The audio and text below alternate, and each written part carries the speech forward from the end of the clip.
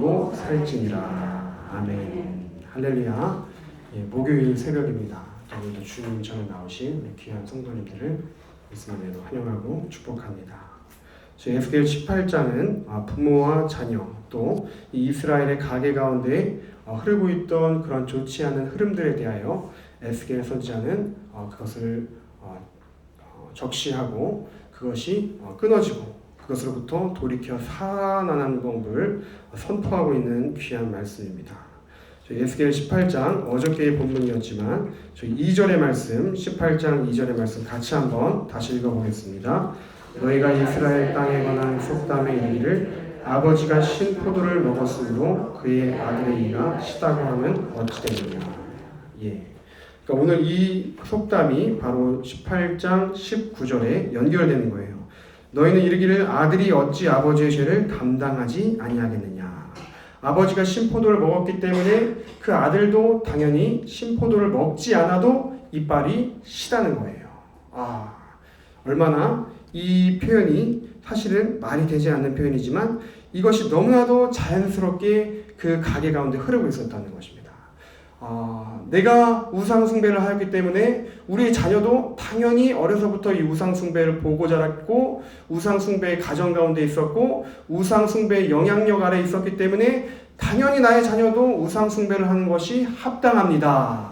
이것이 이스라엘 백성들의 머릿속에 심중 깊은 곳에 자리하고 있었던 무의식이었다는 것입니다. 이것을 다른 말로 표현하면 아들은 범죄한 아버지로 인하여 죄의 벌을 받아야 한다. 이것이 이스라엘 전역을 휩쓸고 있었던 하나님으로부터 아주 지극히 이탈된 깊은 패배의식이 이들의 마음 가운데 자리하고 있었던 것입니다. 이것을 표현한 속담이 아버지가 신포도를 먹었기 때문에 아들의 이가 시다. 그래서 이것은 다른 말로 표현하면 강한 죄의 대물림, 저주와 고난의 속박으로부터 이 가게에 흐르는 저주의 그 흐름으로부터 인간이 자유하기가 너무나도 힘든 것을 거꾸로 보여주고 있습니다. 이스라엘 백성들은 지금 하나님으로부터 양자의 영을 받은 것이 아니라 이 세상의 우상으로부터의 종의 영을 갖고 있어서 우리 아버지가 아버지의 조상 때로부터 우상을 숭배하였기 때문에 자녀도 우상을 숭배하는 것이 당연하다. 이러한 생각을 가지고 있었습니다. 그러나 하나님께서는 주의 선지자 에스겔을 보내셔서 이 이스라엘의 가계에 흐르고 있는 죄의 흐름과 이 죄의 연결고리를 끊으시기를 원하셨어요. 저주의 속박의 굴레로부터 죄의 멍에로부터 자녀들을 자유케 하시기를 원하셨습니다. 그 좋지 않는 대물림의 연결고리가 끊어지는 방법이 무엇입니까? 바로 여호와께 돌아가는 것입니다. 19절 하반절을 함께 보도록 하겠습니다. 18장 19절 저희 함께 읽어보겠습니다. 그런데 너희는 이르기를 아들이 어찌 아버지의 죄를 감당하지 아니하겠느냐 하는도다. 아들이 정의와 공의를 행하며 내 모든 율례를 지켜 행하였으면 그는 반드시 살려니와. 오늘 조금 예민하신 분은 큐티를 묵상하시면서 느끼셨겠지만 반드시 라는 표현이 자주 등장합니다. 펜이 있으신 분은 표시를 한번 해보시겠습니다. 19절에 반드시, 또 21절에 마지막에 반드시, 또 28절에 반드시. 그런데 이 반드시 뒤에 항상 따라붙는 단어가 있습니다. 무엇입니까? 살려니와, 살고. 예, 반드시 살려주겠다는 것입니다. 누구를요? 죄악의 속박으로부터, 죄의 가계로부터, 죄악된 가문으로부터 그 자녀를 살려주겠다는 것인데 어떻게 하면 살려주겠는가? 바로 그 아들이 정의와 공의를 행하며 내 모든 율례를 지켜 행한다면 그의 부모가 어떠한 부모로부터 그의 가정과 가계가 어떠한 배경과 환경으로부터 있었던지 나는 상관하지 않겠다. 그러나 그 자녀만큼은 반드시 내가 신실한 하나님께서 살려주겠다고 우리에게 약속하시며 언약하시는 하나님의 말씀을 오늘 우리가 듣기를 원한다는 것입니다. 즉, 그 아들 세대가 정의와 공의를 행하며 이것은 여호와께서 이 땅의 통치자가 되어 주시며 여호와께서 주인 되어 주시고 여호와께서 주님 되어 주심 주 되심을 고백하며 주의 말씀대로 조차 살려는 사람은 어떠한 환경과 저주의 요인의 가계 속에서도 그것을 끊어 주시겠다는 것입니다. 그러면서 계속 말씀하십니다. 20절 함께 읽겠습니다. 범죄하는 그 영혼은 죽을지라. 아들은 아버지의 죄악을 담당하지 아니할 것이요 아버지는 아들의 죄악을 담당하지 아니하리니 의인도 공의도 자기에게로 돌아가고 악인의 악도 자기에게로 돌아간다. 그러면서 하나님 계속하여 선포하시는데 20절의 말씀을 읽어본 것처럼 아버지가 죄인이었지만 그렇다고 해서 아들도 자동으로 죄인이 되는 것이 결코 아니다. 아버지의 죄는 아버지가 담당하는 것이고 아들의 인생은 아들이 살아가는 것이다라고 이 두 주체가 연결되어 있는 것이 아니라 각자 하나님께 있어서는 개인적인 영역임을 주님께서 분명히 말씀하고 계십니다. 아버지의 죄악은 아버지가 스스로 담당하는 것이고 아들이 죄가 있다면 그 아들이 스스로 담당하는 것이지 서로 누군가에게 이것을 전가하거나 이것을 대신하여 줄 수 없다는 것입니다. 그렇죠. 우리도 인생을 살아보면 누구도 나의 인생을 대신하여 살아줄 수 없습니다. 우리가 아무리 자녀를 사랑한다 할지라도 아이고 저 딱한 저 아들의 인생을 지금 저 어려운 환경과 고비를 내가 대신하여 아파줬으면 좋겠다. 저 병을 차라리 내가 걸렸으면 좋겠다. 차라리 저 아픔을 내가 겪었으면 좋겠다. 그런 우리 심정이 부모님들의 마음 가운데 왜 없으시겠습니까? 그렇지만 그것들을 내가 대신하여 줄 수 있습니까? 내가 대신하여 아파줄 수 있습니까? 결코 그럴 수 없습니다. 그러는데 하물며 우리 영혼의 구원의 인생의 문제의 차원에 있어서는 누구도 우리의 인생의 구원을 대신하여 줄 수 없다는 것입니다. 아무리 그 부모님이 믿음이 좋다고 해도 아무리 그 부모님이 많은 하나님으로부터의 축복을 쌓아놨다 해도 자녀가 그것을 부모로부터 물론 많은 영향을 받을 수는 있지만 본인이 주님을 주되심을 고백하고 인정하고 주님을 높이는 삶을 살지 않고서는 그것들이 축복을 자동적으로 그것들이 상속되는 것이 아니라는 것입니다. 마찬가지로 부모가 아무리 죄악되고 부모가 아무리 하나님으로부터 패악한 인생을 살았다 할지라도 그 자녀가 그의 부모의 길로부터 돌이켜 하나님의 주되심을 고백하며 오직 주님만의 도우심을 긍휼하심을 도우며 나아가는 인생은 하나님 반드시 그가 살고 죽지 아니할 것이다. 오늘 이 새벽에 우리에게 말씀하고 계신다는 것입니다. 그러면서 하나님 계속하여 세 번째로 말씀하시는 것이 바로 22절의 말씀인데요. 22절의 말씀 저희 같이 함께 읽어보겠습니다. 그 범죄한 것이 하나도 기억함이 되지 아니하리니 그가 행한 공의로 살리라. 제가 한글말로 이 큐티를 할 때는 22절을 그냥 지나쳤는데 영어로 큐티를 다시 한번 해보니까 중요한 포인트가 22절에 있다는 것을 제가 놓칠 뻔했습니다. 그것은 무엇이냐면은 바로 하나도 기억됨이 되지 아니하리니. 이 영어 동사 remember라는 단어였습니다. 즉 하나님이 우리의 조상과 우리의 부모가 어떠한 죄를 저질렀던 간에 그것을 자녀된 우리 다음 세대에게는 하나도 그것을 기억하시지 않으시겠다. 여러분 이것이 얼마나 놀라운 하나님의 은총과 축복인 것을 제가 새롭게 깨닫게 되었습니다. 왜냐하면 거꾸로 우리 인간은 그 어떠한 사건과 아픔의 일들을 기억한다는 거예요. 그 일들을 잊어버리지 않는다는 것입니다. 그런데 하나님은 거꾸로 그것들을 기억하지 않으시겠다는 거예요. 여러분 하나님이 우리의 죄악된 것들을 우리의 부모와 우리 조상들로부터의 죄악들을 모두 다 기억하신다면 우리 여기 계신 분 중에 살아나실 분이 아무도 없을 겁니다. 그렇죠?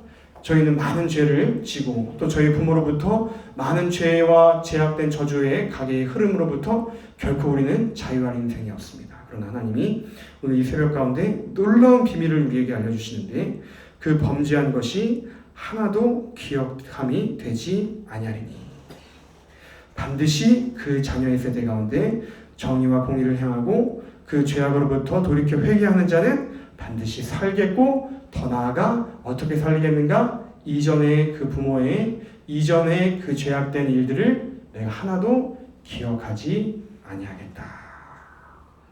여러분 죄를 지었습니다.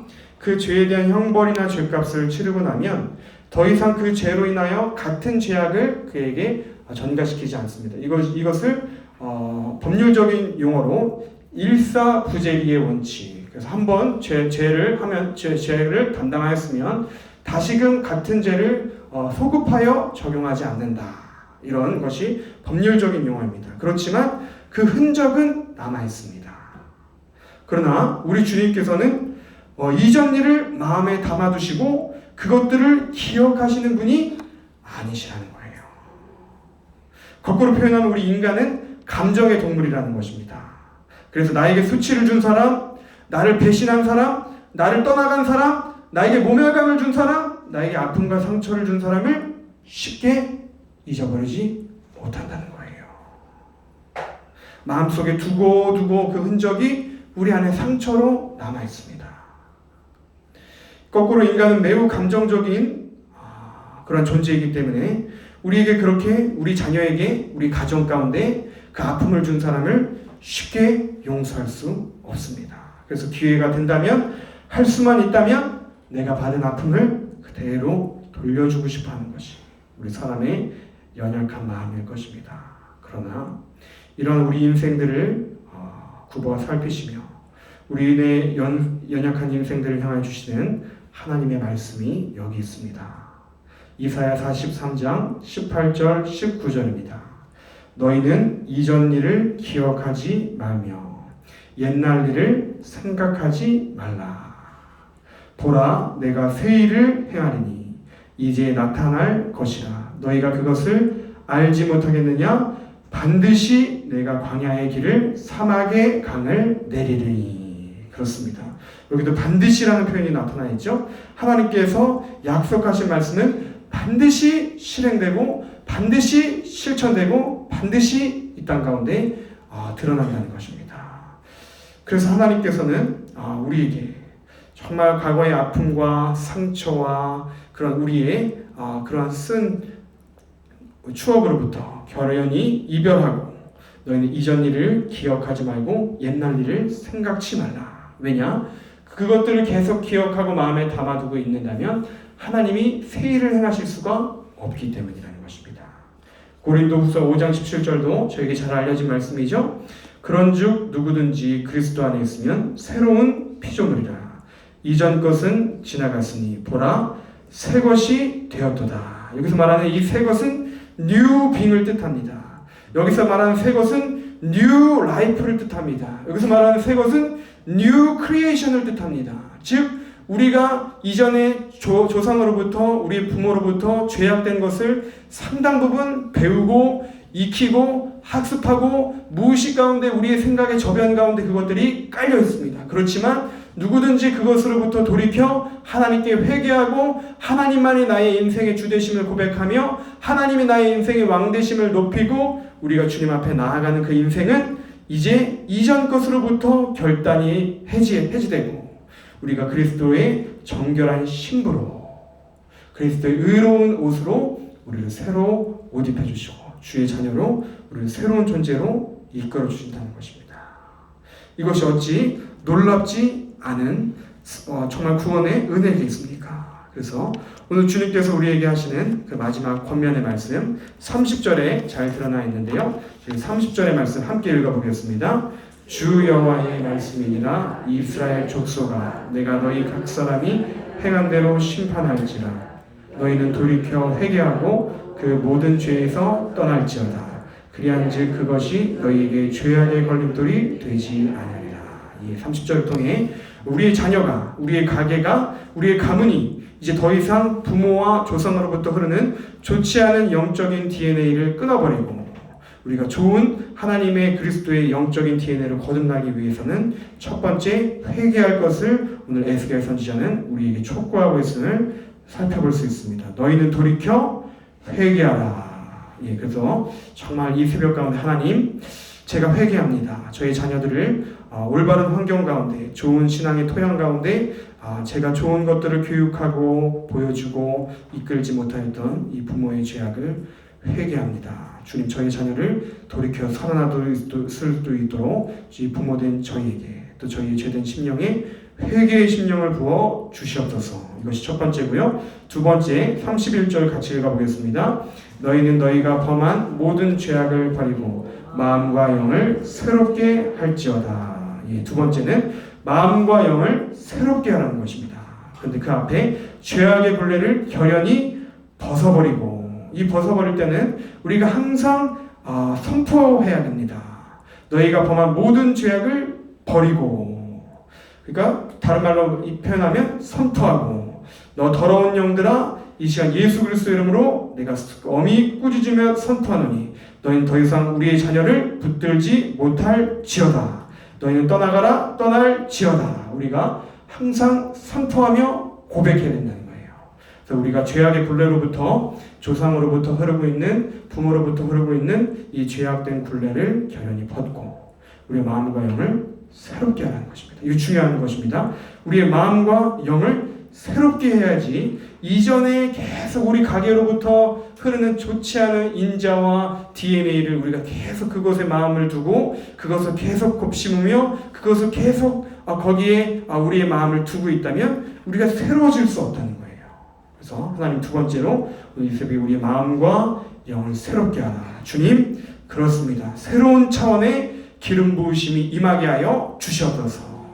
하나님, 정말 제가 저의 마음 가운데 저의 힘으로는 끊어낼 수 없는 것들이 끊어지게 해주시고 새로운 차원의 영적인 기름 부으심이 우리의 개인의 심령에, 우리의 가정에, 더 나아가 우리의 교회에 임하게 하여 주시옵소서. 우리 간절히 기도해야 할 것입니다. 마지막 세 번째로 32절의 말씀 읽어보겠습니다. 주 여호와의 말씀이니라. 죽을 자가 죽는 것도 내가 기뻐하지 아니하노니 너희가 스스로 돌이키고 살지니라. 32절의 마지막 세 번째로 돌이켜 여호와만 섬기라. 그것이 살 길이라는 거예요. 그래서 우리가 경제가 어렵습니다. 또 국제적인 정세가 어렵습니다. 그러나 자꾸 우리가 정치적으로, 외교적으로, 인간의 마음적으로, 계산적으로 그러한 인생을 살지 말라는 거예요. 오직 하나님만 바라보고, 주님, 지금까지도 주의 은혜 아니면 저희 인생이 살아올 수 없는 그런 인생이었는데 주님께서 전적으로 도우시고 보호하셨기 때문에 여기까지 왔듯이 앞으로의 저희 인생 가운데, 저희 일터 가운데, 저희 생업 가운데, 저희 자녀 가운데, 저희의 가정 가운데 주님 지금 인도하신 것처럼 앞으로도 신실하게 인도하여 주시옵소서. 세상의 흔들림에 같이 요동하는 자가 되지 않게 해주시고 믿음의 반석 위에 굳건히 서서 하나님만을 바라보는 그러한 인생 될 수 있도록 저의 마음을 돌이키게 하여 주시옵소서. 여호와만 섬기게 하여 주십시오. 그것이 오직 우리에게 살 길임을 기억하는 새벽 될 수 있도록 인도하여 주시옵소서라고 기도하실 수 있는 귀한 새벽이 되시기를 간절히 축복합니다.